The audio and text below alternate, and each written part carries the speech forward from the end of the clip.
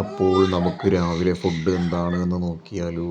നല്ല അടിപൊളി അപ്പവും മുട്ടക്കറിയുമായിരുന്നു. നല്ല ടേസ്റ്റ് ആയിരുന്നു. ഈ അപ്പവും മുട്ടക്കറി എന്ന് പറയുന്നത് വല്ലാത്തൊരു കോമ്പിനേഷനാണ്. പകരം വയ്ക്കാനില്ലാത്ത ഒരു ടേസ്റ്റാണ് അപ്പവും മുട്ടക്കറിയും എന്ന് പറയുന്നത്.